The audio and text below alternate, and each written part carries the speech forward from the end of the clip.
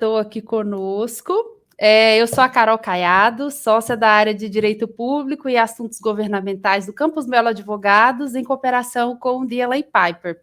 É com muita alegria que hoje eu recebo o nosso querido professor Carlos Ari Sandfeld, que é muito conhecido não só pelo seu brilhantismo, mas também pela sua simpatia e animação e boas ideias para o direito administrativo.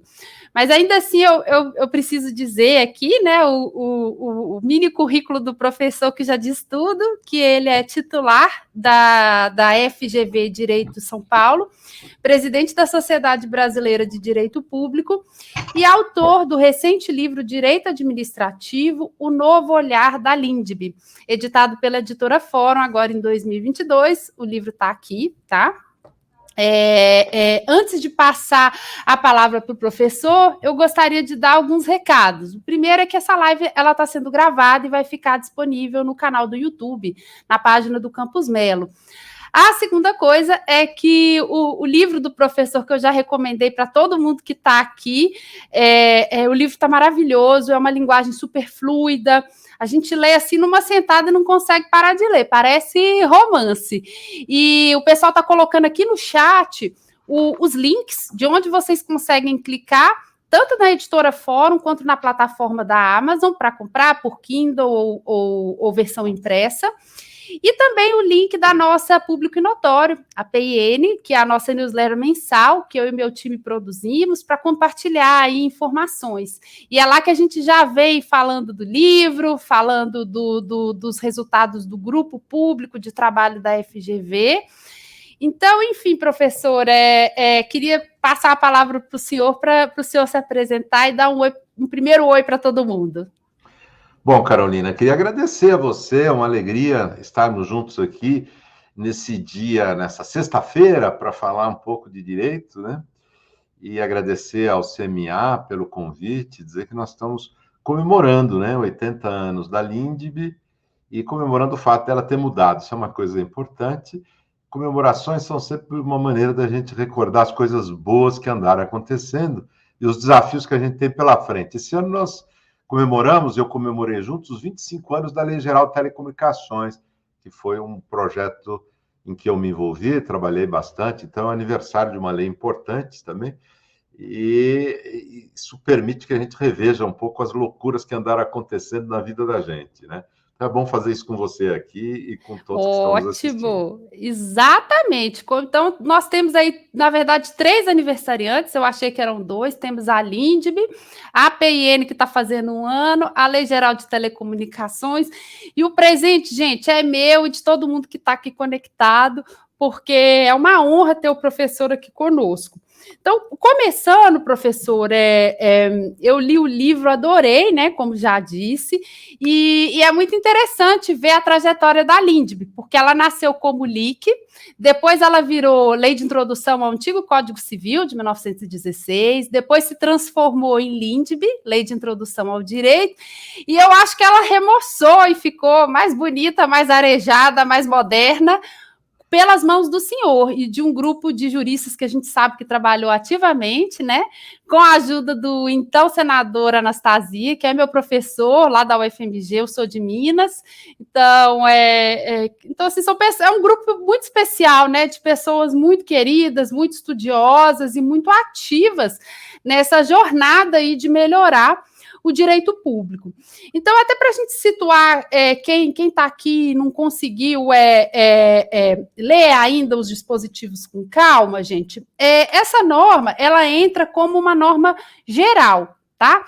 E no livro, o professor abordou a novidade, isso aqui é muito interessante, porque não fica enfadonha a leitura artigo por artigo, sobre a perspectiva de 3 pilares, que esses novos dispositivos, eles trabalham a criação jurídica, a invalidade de atos e contratos e a consensualidade administrativa. Então, professor, se o senhor puder começar aí dando uma explicação geral sobre o que são essas novidades a partir desses 3 pilares, eu acho que vai ser muito interessante para quem nos ouve. Muito bom, Carolina. Você destacou uma coisa muito importante. O que nós procuramos fazer, uma iniciativa acadêmica para, em 2018, ampliar a LINDB, é o resgate de uma tradição. Que tradição é essa? É de contribuições acadêmicas para organizar o direito. Quando é que ela começou, essa tradição? Em 1916, quando foi editado o Código Civil, nem todo mundo sabe disso. O Código Civil foi antecedido, quer dizer, a parte geral do Código Civil, que começava com a numeração, artigo 1º, artigo 2º e tal, antes da parte geral, tinha a introdução. Então, era uma única lei que tinha uma introdução, que era numerada de artigo 1, artigo 1º ao artigo 21. Eram 21 artigos que tinha a introdução do Código Civil. Nessa introdução, o que se estava querendo fazer, quando estava, afinal, se fazendo a grande codificação do direito brasileiro, é uma espécie de direcionamento para a aplicação das leis, para a aplicação do direito. E se chamou Lei de Introdução ao Código Civil, em 1942, aquela lei que revogou esses 21 artigos que originalmente estavam no Código Civil e mudou sua redação, ampliou alguma coisa, mas sempre dentro dessa tradição. É um projeto acadêmico, uma visão acadêmica sobre quais são as regras gerais que têm que servir para a aplicação do direito. E foi por isso mesmo que, muitas décadas depois, se mudou o nome da então LIC, né, para Lei de Introdução às Normas do Direito Brasileiro. Por que introdução às normas? Porque uma lei que explica como as normas devem ser aplicadas. Pois bem, por que foi preciso ampliar a LINDB em 2018? Porque, embora a Lei de Introdução já tratasse de direito público desde a sua origem lá no Código Civil, algumas coisas novas precisavam ser ditas, precisavam ser feitas. Quer dizer, que tinham a ver com o desenvolvimento, nesses 76 anos que tinham se passado, da ideia de direito público. A primeira delas é a de que os administradores públicos, os juízes, os controladores, eles não só aplicam a lei, eles criam com base na lei. Então, a lei de introdução original era baseada numa ideia segundo a qual os aplicadores apenas aplicavam aquilo que já estava na norma geral. Aos poucos se foi percebendo, sobretudo no âmbito do direito público, que existe um espaço de criação na aplicação do direito público. Até porque, muitas vezes, as leis de direito público o que fazem é dar competências amplas, genéricas, por exemplo, para agências reguladoras, para essas agências depois, a partir destas referências gerais, muitas vezes indeterminadas, criar regras mais específicas, são os regulamentos das agências reguladoras. Outras vezes, se dá ao juiz, por meio de princípios, de normas assim indeterminadas, com valores jurídicos abstratos, a possibilidade de criar soluções individuais a partir dessas referências indeterminadas. Qual é o problema? É que é preciso ter um direcionamento sobre essa criação. Então, o artigo 20 da LINDB, né, que é o apelido da atual lei de introdução, o artigo 20 que nós inserimos em 2018, diz que para se criar direitos, deveres, com base em normas que têm valores jurídicos indeterminados, é preciso fazer uma análise das alternativas. Porque, afinal, se a norma é indeterminada, ela comporta diferentes alternativas de concretização. E analisar essas alternativas como? Para escolher entre elas, considerando as suas consequências. É preciso, então, ter um trabalho para identificar quais são as consequências. Você pode estar decidindo alguma coisa, mirando um objetivo, mas gerando consequências que você não conseguiu antever. Então, esse é um ponto muito importante da aplicação do direito público contemporâneo, e que tem a ver, inclusive, com os instrumentos, as soluções que os reguladores administrativos do mundo todo vêm adotando para, usando normas gerais abstratas, criar regulação, exigir coisas dos regulados. Então, era preciso organizar um pouco esse processo. Você mencionou, Carolina, essa lei é uma lei geral, ela é aplicável em todos os âmbitos da federação, portanto, não é uma lei federal só para a administração federal, ela é uma lei para a administração federal, para a administração estadual, para a administração municipal. Então, é diferente da lei de processo administrativo, que foi feita para a administração federal. Essa é uma lei, portanto, de efeitos mais abrangentes. E, além disso, é uma lei que declaradamente tem normas sobre aplicação do direito público, criação de soluções individuais de direito público, que são obrigatórias também para os controladores de contas e juízes, para o Poder Judiciário. Então, há uma certa homogeneização do modo como se cria obrigações a partir de valores jurídicos indeterminados, de princípios. Isso é uma evolução importante que, no nosso caso brasileiro, seguindo a nossa tradição, precisava entrar na LINDB e entrou. Essa é uma delas, né? Tem outras sobre invalidade, sobre constitucionalidade. Isso foi muito bom, professor, porque, assim, quando saiu a lei de processo, né, com aquela emenda de que se aplica só à administração federal, gerou muita discussão se seria geral ou não. Na época eu cheguei até a pesquisar um pouco, mas de fato ela ficou como lei federal mesmo. E aí eu acho que nisso a LINDB foi muito exitosa, né? Porque os artigos são enxutos, estão lá como normas de hermenêutica, aplica para todo mundo, vale para todo mundo, e ficou fácil, né? E assim, e é uma lei que pegou, né, professor? Sim, sim. Por exemplo, o Supremo Tribunal Federal tem feito um esforço, quando decide, com base em valores jurídicos indeterminados, de discutir as consequências da decisão. Então, frequentemente se percebe entre os ministros, né, um esforço de, baseando-se inclusive em estudos sobre potenciais impactos, né, tomar decisões que considerem da maneira mais equilibrada os interesses em jogo. Isso vem acontecendo na administração pública, em algumas administrações mais modernas, portanto, vem se espalhando. Isso é muito importante para ter um processo de criação do direito, de edição de atos administrativos individuais, de sentenças judiciais, que não seja voluntarista. No final das contas, o que a LINDB quer com isso? Evitar o voluntarismo na aplicação do direito público e na criação do direito público. É isso que o mundo contemporâneo procura eliminar: voluntarismo de autoridade pública. O direito público contemporâneo, ele tem como projeto acabar com isso, o voluntarismo, a arbitrariedade. Nós temos que ter um processo ordenado de edição de atos judiciais, atos de controle, atos administrativos. Ótimo.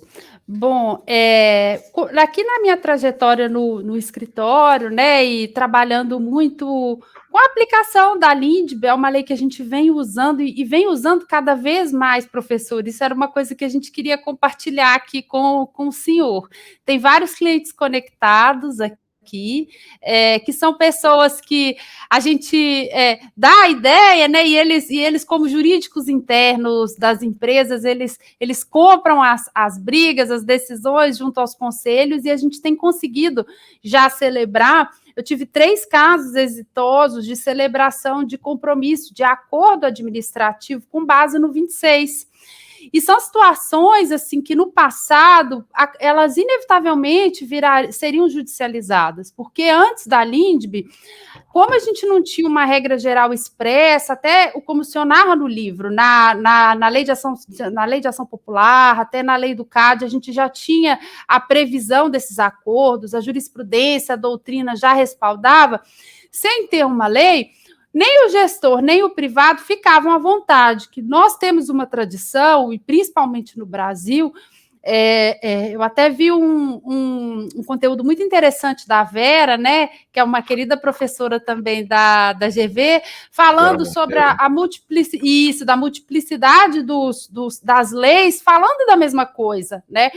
Porque, infelizmente, se não está na lei, as pessoas não ficam à vontade de fazer.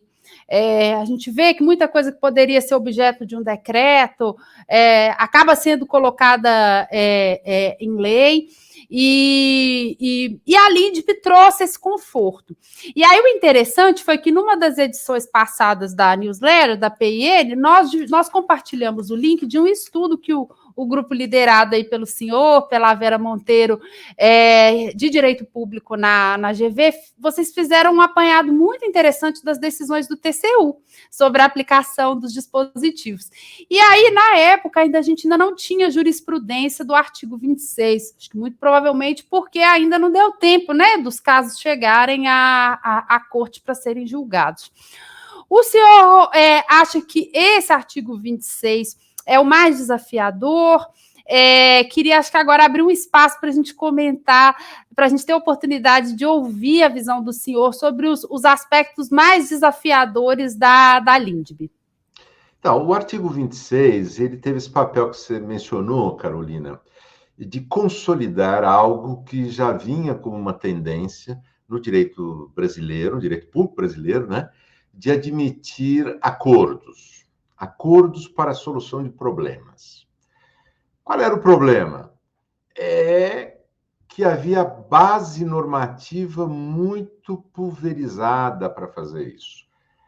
Talvez a mais geral, a autorização legislativa para fazer acordos, fazer compromissos, estivesse na Lei da Ação Civil Pública, que foi alterada em 1990 justamente para prever o famoso TAC, eu detesto sigla, é o termo de ajustamento de conduta, é um compromisso, um acordo, né? Sim. Para as partes se alinharem em torno de um certo tipo de solução para o problema que resolva as falhas do passado, né? Bom, e com base nisso, e em outras leis específicas, como você mencionou, do CAD, já se vinha superando um dogma, que era um dogma do passado, um passado anacrônico, segundo o qual a aplicação do direito público tinha que ser sempre autoritária, quer dizer, imposta, ou adversativa, por meio de confronto, não admitindo que soluções consensuais são possíveis para crises de legalidade. O que é crise de legalidade? São situações de irregularidade. As irregularidades existem, mas como se soluciona? Não basta vir a autoridade dizer regularize. Por quê? Porque não se consegue consertar o passado sumindo com a irregularidade pura e simplesmente. É preciso adotar um conjunto de soluções. Existem situações de incerteza jurídica, e a incerteza jurídica pode ser solucionada por compromisso. E existe situação de conflito. Processos foram iniciados, gerou-se conflito. Bom, solucionar essas crises por meio de compromisso é um modo racional de bem aplicar o direito. Bom, o que a LINDB procurou fazer? Consolidar essa tendência. Como você mencionou muitíssimo bem, a LINDB é uma lei geral que se aplica à generalidade do Estado brasileiro. Então, agora nós temos uma autorização geral para fazer acordos. Agora, outra coisa importante é que não há no artigo 26 apenas uma autorização geral para fazer acordos. Há no artigo 26 um balizamento dos acordos. Isso é uma coisa importante. Tem condições para celebrar o acordo. Uma é ouvir o órgão jurídico. Então, todas as situações em que se pretende solucionar por compromisso uma crise de legalidade tem que ter parecer do órgão jurídico. Pode parecer trivial, mas não é. Não é importante, porque tem de haver uma análise jurídica sobre se os limites estão sendo obedecidos, se a relação de custo-benefício é boa, se não é. Então, é importante dar consistência jurídica ao acordo. Por quê? Porque quem celebra um acordo precisa de segurança e não mais uma fonte de problemas. Então, esse é um primeiro elemento bastante importante. Segundo, há acordos que podem ter efeitos gerais e, neste caso, consulta pública. Então, isso dá também bastante segurança, porque há certos acordos que se fazem, por exemplo, com uma empresa, entre um regulador e uma empresa, que vão afetar os consumidores. Nesse caso, consulta pública é muito importante para que eles possam se manifestar, apresentar suas ponderações, suas críticas, suas contribuições, suas demandas, né? E a administração pública vai considerar isso ao celebrar ou não celebrar o acordo, ou ao negociar os seus termos, né? Além disso, é preciso buscar, diz a lei, né? Diz o artigo 26 da LINDB, uma solução jurídica proporcional, equânime, que seja eficiente. Então, essa exigência de justiça, de equanimidade, de proporcionalidade para negociar, quer dizer, tem um sentido de transação, tem transação em acordo. Esses compromissos não são só para o particular se render. Isso não é uma rendição de quem ganhou uma guerra e o outro se ajoelha. Não, é um compromisso, tem que transacionar. A transação tem que ser equânime, justa, proporcional. Não pode ter benefícios indevidos. E uma coisa bastante importante que está previsto como limite dos acordos na lei, acordo nenhum pode desonerar para o futuro, para todo sempre, ninguém de deveres gerais previstos na legislação. Então, isso é muito importante, quer dizer, não pode ser um instrumento para desonerar as pessoas que têm obrigações gerais vindas da lei dessas obrigações para o futuro. Desoneração permanente de dever ou de condicionamento que estejam previstos em norma geral. Então, vejam que são balizamentos procedimentais de conteúdo que ajudam a dar segurança da consistência desses acordos. E como você mencionou, isso é um desafio, porque a administração pública precisa se organizar para solucionar por acordo as crises de legalidade. Na medida que isso cresça, melhora a situação das empresas, melhora a situação dos consumidores, melhora a situação da administração pública e aumenta a sua eficiência, né? E aí depois vem um conjunto de orientações para acordos, para compromissos, que podem ser seguidas nos acordos seguintes. Isso é muito importante, cria uma cultura, cria uma experiência, um catálogo de boas práticas. Isso já vem acontecendo, né? Muitas agências já vêm fazendo isso com bastante sucesso. Sim, não, com certeza, professora. Aqui a gente já teve a oportunidade de usar, apenas para fazer um destaque aqui para o senhor das empresas que estão nos ouvindo, nós temos aqui a presença do jurídico da Braskem, da Uzi Minas, da Louis Trafos, da Salesforce, da BRK Ambiental, da GE, para o senhor ter ideia da dimensão que é, da importância que isso tem nas empresas, né? Muita gente me pergunta, mas o que você faz de direito público com a Braskem, com a Uzi Minas, que não são concessionárias de direito público? Uai, mais tudo, né? Porque muita coisa, né, Carolina? Muita coisa. São empresas que impactam muito a comunidade, as comunidades dependem muito são muito dependentes da operação, da geração de tributos. E esses dispositivos têm dado assim, muita segurança e têm feito realmente as crises de ilegalidade, né, como o senhor colocou, serem superadas. E aí seguimos aí ansiosos para que isso seja bem recebido pelos órgãos de controle também, né, para que as pessoas, os tribunais de contas aprendam. Está sendo. Quando a lei foi editada, a lei que alterou a LINDB, né, houve uma grande discussão e alguns órgãos de controle, algumas pessoas dos órgãos de controle foram contra, por razões que não tinham nada a ver com o conteúdo da lei, tinham a ver mais com uma visão específica de época. Mas tudo isso está sendo superado paulatinamente com os resultados positivos da aplicação da lei. O resultado legitima as coisas, né? E com o reconhecimento, isso é importante, que a LINDB ela não tem nenhum caráter revolucionário. Então, em relação aos compromissos, né, o artigo 26 da LINDB, o que ela fez foi tornar geral uma autorização que já existia para algumas situações especiais, vinha sendo usado adequadamente. Outro tema que a LINDB tratou, muito especificamente no artigo 21 e 22, é o das irregularidades que podem gerar invalidades dos atos. Isso é um problema que angustia muito as empresas, os particulares em geral, as pessoas físicas também. Por quê? Porque todo mundo tem relação com a administração pública, desde o cidadão mais modesto que pede uma licença para construir a sua casa, até a grande empresa que pede uma licença para a Anvisa, para um processo industrial, para um produto. Bom, ou os contribuintes, né, que têm decisões da autoridade tributária a respeito da sua situação como contribuinte. O que tem angustiado todos esses atores privados? O risco de posterior invalidação dos atos administrativos em que eles legitimaram a sua ação. Você imagina você adquirir como particular a posse, você tem uma legitimação de posse de uma área que era pública, né? Uma terra devoluta, e depois de não sei quantos anos alguém vem dizer que aquilo está inválido.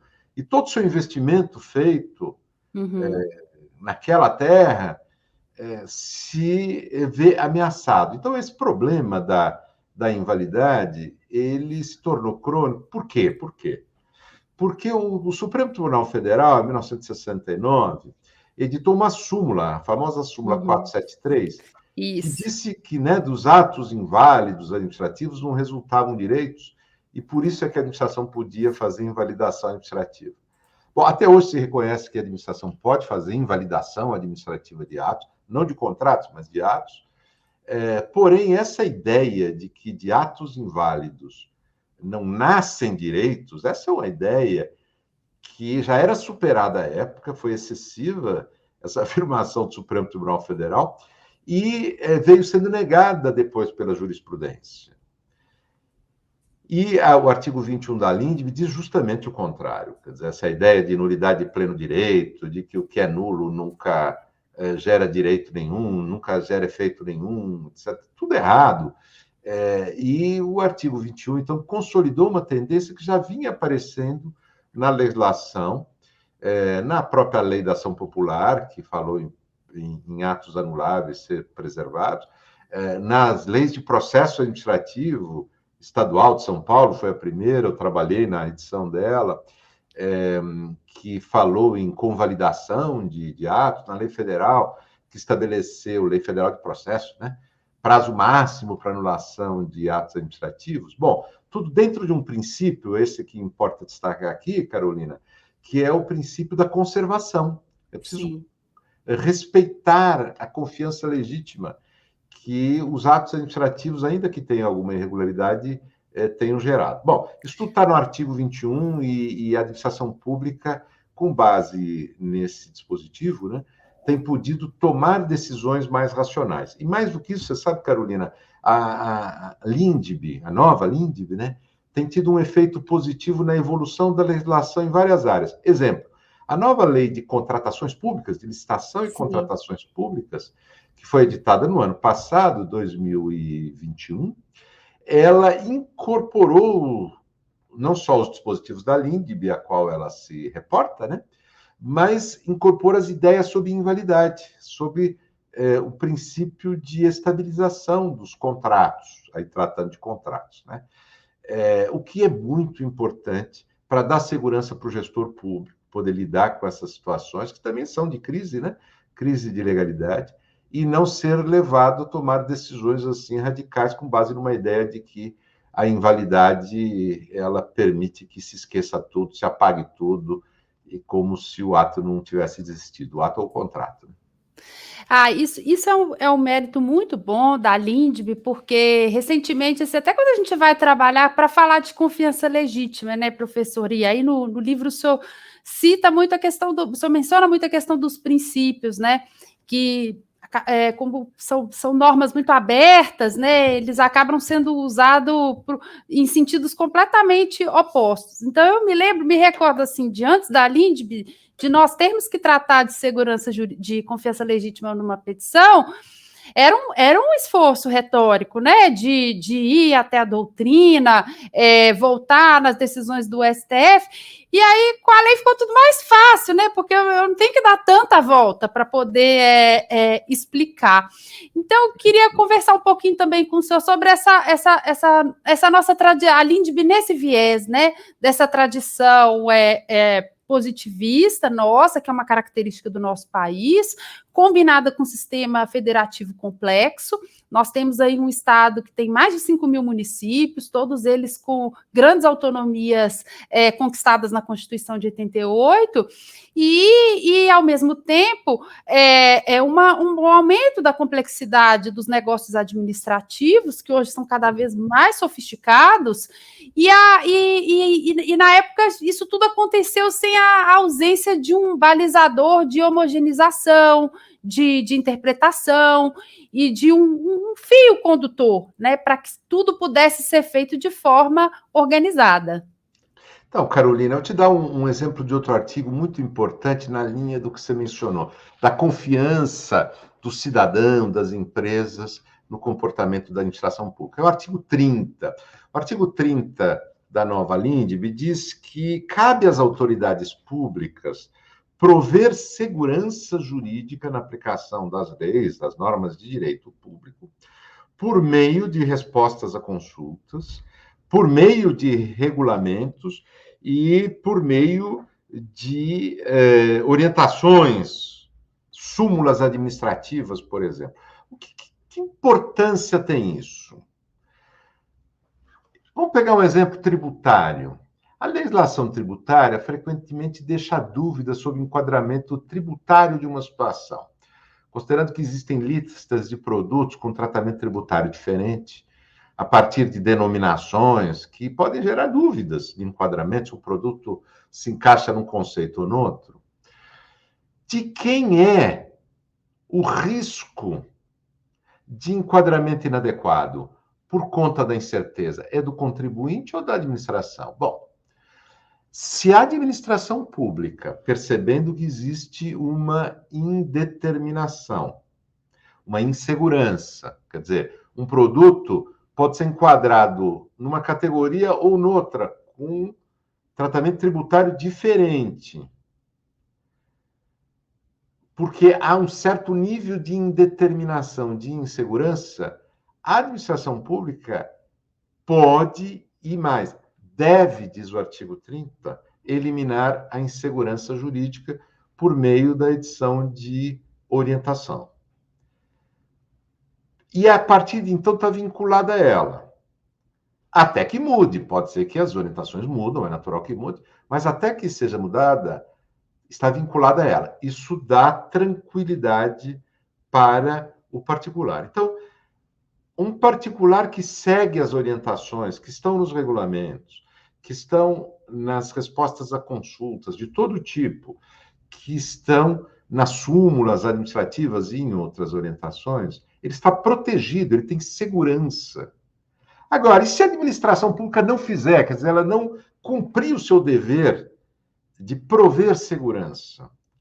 E o particular vai ter que ele, segundo seus critérios e com os cuidados que são naturais, escolher, por exemplo, ele pede pareceres e sustenta a sua decisão de enquadrar num caso ou no outro. Pareceres técnicos, pareceres jurídicos. Aí, depois que ele enquadrou, vem o fisco e diz, não, está errado, o enquadramento era outro. Aí quer multar por 5 anos, etc. Bom, é evidente que nessa situação, a incerteza jurídica gerada pela administração, porque não cumpriu o seu dever, que está no artigo 30, né, de prover segurança jurídica, tem que ser imputada à administração e não a ele. Quer dizer, neste caso, a administração tem que aceitar o comportamento do particular que tenha, evidentemente, se comportado de maneira razoável, adequada, diante da incerteza. Então, esse é um elemento, né, muito importante da lei, que é o de prover segurança jurídica. É muito importante a ideia de ter segurança jurídica. E nós, nas últimas décadas, tínhamos tido muito problema com isso e nós temos que melhorar a segurança ou nós não queremos investimentos no país, né? Então, os investimentos dependem de segurança jurídica e a LINDB ajuda nisso, né? Olha, professor, eu acho que foi assim um presente mesmo, né, para um país como o nosso, uma lei como essa, para trazer esse tipo de dispositivo, porque assim quando a gente pensa, quando a gente vai explicar o Brasil para um investidor estrangeiro, ou mesmo para as empresas, né? Aqui já apareceu no chat a Caroline Sanselmi, que é gerente jurídica da Braskem, elogiando, a Ana Carolina Freire Gentil, dizendo aqui que foi aluna dos senhores, tem vários, né? Aqui na live. E quando a gente vai explicar para todo mundo, para as contrapartes, é difícil porque as normas mudam muito. Então, isso eu já vi em N situações, né, as empresas desistirem, a gente já tem a nossa instabilidade política de um país em desenvolvimento, a instabilidade de mercado, e se pelo menos no pilar jurídico agora a gente ter uma lei como essa, facilita muito, né? E facilitou e facilitará cada vez mais. Eu acho que isso aí foi assim, um presente mesmo para todo mundo que trabalha com direito. E aí, passando também um pouco sobre o viés de melhorar a regulação que o senhor aponta no livro, uma coisa que eu gostaria de ouvir do senhor seria a questão das consultas públicas das agências reguladoras. A análise de impacto regulatório veio na legislação federal há alguns anos por uma lei. Essas agências elas têm se tornado mais sofisticadas. A gente viu o papel importante da ANAC aí nos últimos anos com a Delegação Iniciativa Privada das Concessões Aeroportuárias, a ANEEL e a Anatel, que são as agências mais sofisticadas. Acho que até pela própria complexidade do mercado, o governo que sai, que entra, não consegue mexer, né? Porque são setores muito difíceis. As agências de saneamento ganhando força. Então, eu acho que seria interessante para todos ouvir do senhor o papel da LINDB e dessas normas na questão das análises de impacto regulatório e da regulação como um todo. Excelente lembrança, Carol. A lei tem uma importância para orientar a atividade de regulação administrativa, que não é só feita pelas agências, né? Tem regulação feita pelas autoridades urbanísticas, pelas autoridades ambientais, pelas autoridades que cuidam de regulações setoriais que estão dentro dos ministérios.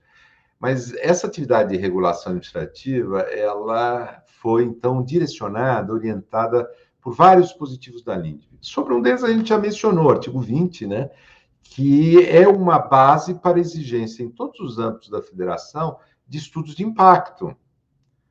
Por quê? Porque sem estudos de impacto, você não consegue saber quais são as alternativas de decisão e nem consegue antever quais são as possíveis consequências de optar entre elas, né? Então, esse é um artigo importante com relação a isso.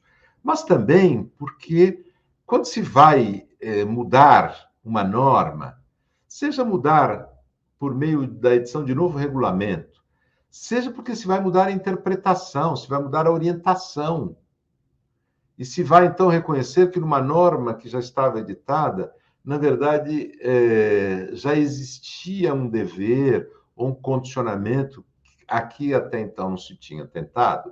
Bom, coisas que ocorrem com uma certa frequência, né, no processo de regulação. Quando isso vai acontecer, é preciso entender que o reconhecimento, a imposição ou o reconhecimento de novo dever ou novo condicionamento não pode ser feito de imediato, sem considerar o problema da transição. Aliás, quando se faz normas, a maior discussão é como se sai da situação anterior para chegar para a nova. Então, a maior parte da discussão, por exemplo, no Congresso Nacional, quando você vai fazer uma lei, é sobre a transição. Sim. Como é que faz a transição? Né? Nas reformas previdenciárias, como é que se faz a transição? Nas reformas tributárias, está se discutindo aí a reforma tributária que é necessária. Grande desafio, a transição. E isso tem que ser levado em conta no processo administrativo regulatório. Não dá de um dia para outro alguém dizer, olha, estava errada a nossa interpretação, então a partir de amanhã mudou tudo, vocês têm que readequar seu comportamento. É óbvio que isso está errado, né? Então, esta necessidade de haver regimes de transição, quando novas decisões mudam orientações, ou quando há novos regulamentos, por óbvio, mas quando mudam orientações, isso está previsto no artigo 23 da LINDB, que vale, inclusive, para a esfera judicial. E é por isso, aliás, que o Supremo Tribunal Federal tem um poder de, ao tomar uma decisão, por exemplo, sobre inconstitucionalidade, decidir a partir de quando ela vale, em relação a quem ela vale, quais são os efeitos da interpretação que se aplicava antes que serão preservados, né? É um processo de transição, de construção das regras de transição. Vale para os juízes, vale para o controle público, controle de contas, e vale para a atividade regulatória, sobretudo a atividade regulatória põe esses desafios. E também o artigo 29 da LINDB trata especificamente do instrumento que você mencionou, que é a consulta pública. Para editar regulamento, o natural é que se faça consulta pública. Por quê? Porque a ideia de processo administrativo, obrigatoriedade de fazer processo administrativo, não vale só para casos individuais, por exemplo, para aplicar uma punição para alguém individualmente, mas vale para tomar decisões que afetem direitos, que criem deveres. E o que mais vai afetar direito que o surgimento de um regulamento? Por isso, consulta pública é algo fundamental. É mencionado nas leis de processo, a federal e outras, a paulista, inclusive, que eu mencionei aqui, né? A realização de consulta pública. E o artigo 29 da LINDB, então, acabou impondo não como uma obrigação absoluta, porque as situações, os efeitos da norma são muito limitados, mas ela é uma espécie de norma forte que exige que se faça consulta pública, salvo se houver razões muito excepcionais que justifiquem dispensá-la. Isso melhora muito a qualidade do processo regulatório, sabe, Carol? Eu acho que uma evolução da criação da Anatel, por exemplo, né, que veio da Lei Geral de Telecomunicações, foi o reconhecimento de que é preciso melhorar a qualidade do nosso processo regulatório administrativo, e o Brasil vem melhorando paulatinamente, mas temos que avançar sempre e temos que continuar avançando.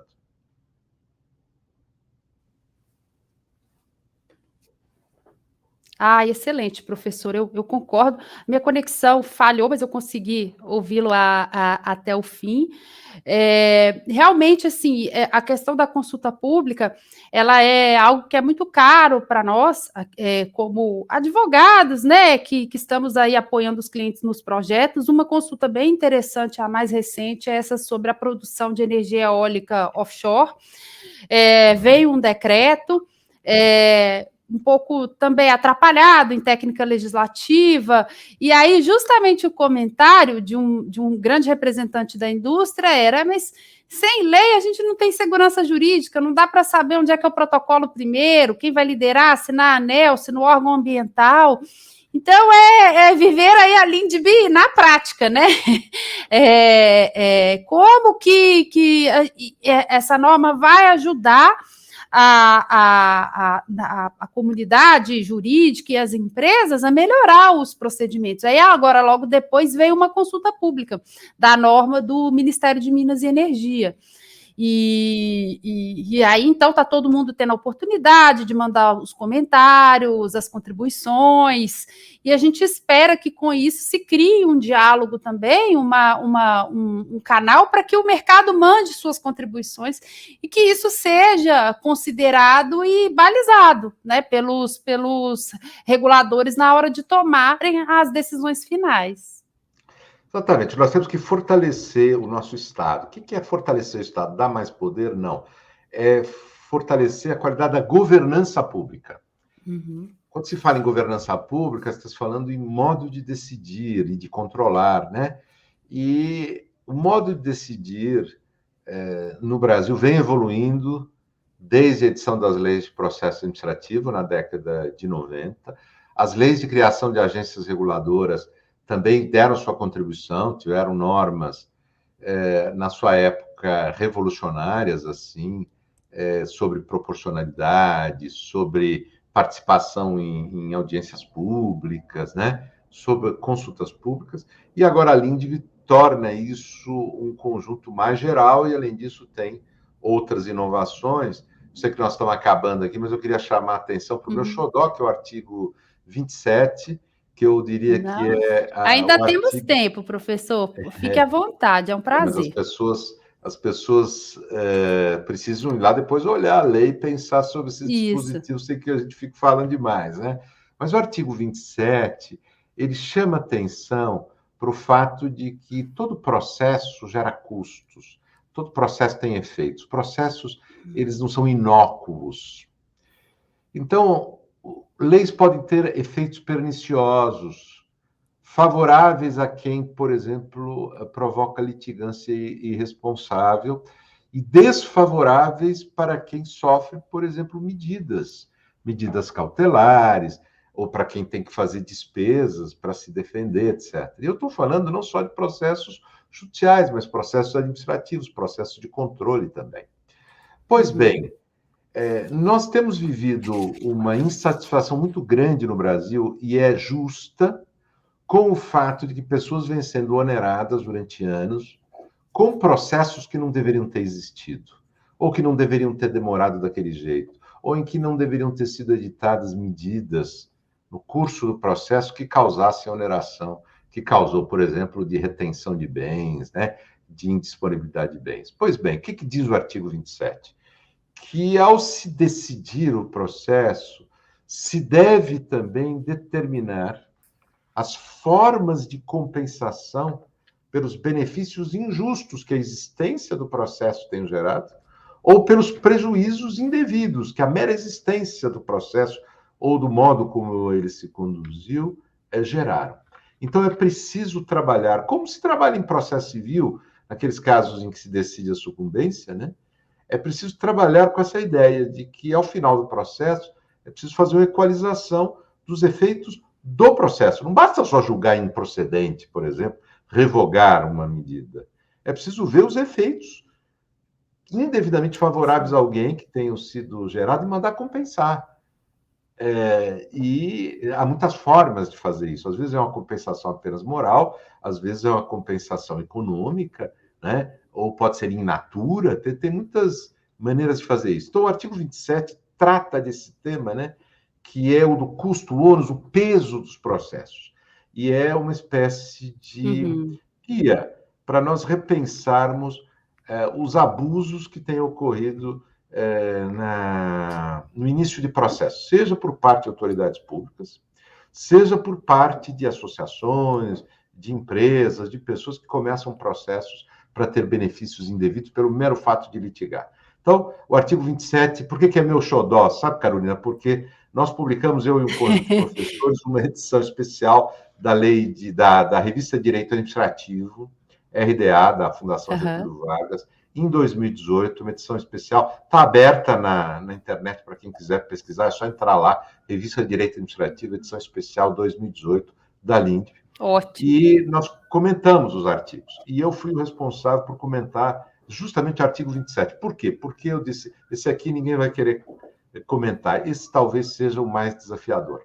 E aí, lá estão as minhas provocações para nós tomarmos esse dispositivo como guia para mudar um pouco o comportamento que nós temos tido em matéria processual. E os advogados que defendem em processos pessoas que vão ser oneradas indevidamente por processo, têm no artigo 27 um instrumento importante para exigir justiça processual.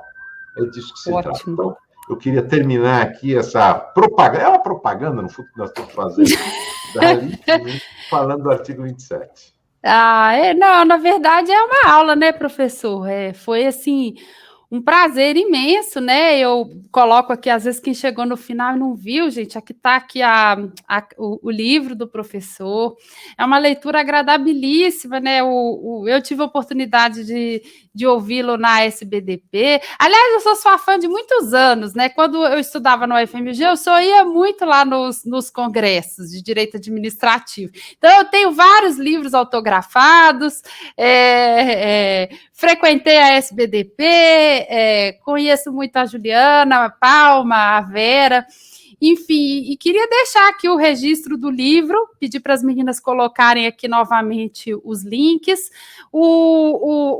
Como o professor comentou, né, o site do grupo da Fundação Getúlio Vargas Direito, se vocês procurarem no grupo público, o conteúdo é maravilhoso, eles fazem um trabalho impecável, que começou, né, professor, lá atrás na SBDP, esse trabalho de análise da jurisprudência. Eu sei que a Juliana Palma se envolveu muito, muito o Rodrigo Pagani também, enfim. É um grupo de gente, assim, muito estudiosa, muito bacana, que vale a pena acompanhar. E aí queria agradecer a todos que estiveram aqui conosco, aos colegas do escritório, aos clientes, aos alunos todos aí do professor. Foi muito bom. E eu desejo a todos aí um ótimo final de semana e bom dever de casa aí de todo mundo, de ler os dispositivos da nova LINDB, do decreto regulamentador e o livro do professor, que é muito interessante, vale a pena. Obrigado, Carolina. E já que você falou da SBDP, Sociedade Brasileira de Direito Público, e do Grupo Público da FGV São Paulo, que atuam em conjunto, eu então vou fazer propaganda também. Claro, por favor. Das colunas que nós mantemos no Jota, que são 2 colunas. Uma se chama Controle Público, está sob a coordenação do professor André Rosílio, e comenta a atuação dos controladores de contas do Brasil. E temos outra coluna, que é a Publicistas, que reúne 10 professores de direito administrativo de universidades variadas, de vários estados do Brasil e do exterior, são todos brasileiros, mas de diversas universidades, discutindo questões envolvendo a LINDB ou não, mas as grandes questões do direito público brasileiro, para tentar ajudar a dinamizar não só o debate acadêmico, mas o debate profissional, concreto, com textos provocativos, interessantes. Então, é uma alegria se nós pudermos ter o acompanhamento de todos aqui. Obrigado a você, Carolina, toda a sua equipe e a todos os seus fãs aí que aparecem nas suas lives. Muito obrigada. É uma tentativa, né, professor? Na verdade, a gente tenta criar um espaço de compartilhamento de conhecimento. São temas difíceis, densos, e o que a gente vem tentando também de criar com os clientes que me prestigiam o escritório, confiam no nosso trabalho, é de oferecer também, né, em contrapartida, conhecimento, material de boa qualidade.